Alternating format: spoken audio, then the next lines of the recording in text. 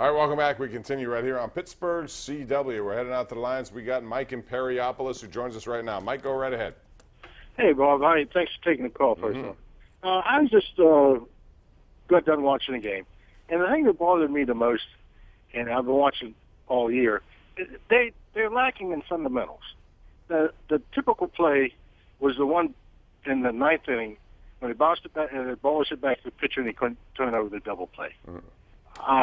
They're not good at fielding some of those. I've noticed that pretty much all year, and they do, I think, tied for the league with most errors too. So, I mean, those are errors that you talk about. You know, every team's going to make an error. It's some of the other stuff that bothers me: the base running, the situational hitting, and things of that nature.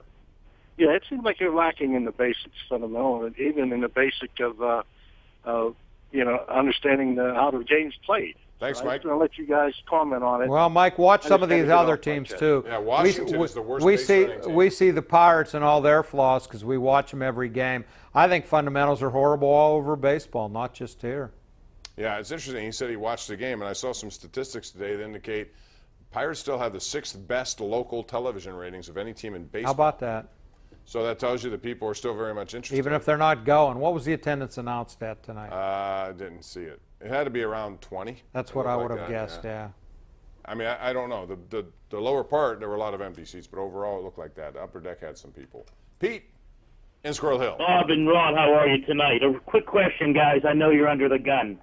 In my 50 years plus of watching baseball, guys, I'm trying to understand why Counsell, the manager of the Brewers, would put a guy in the one hole, Bob, that his home plate the first base time, you time him with a calendar.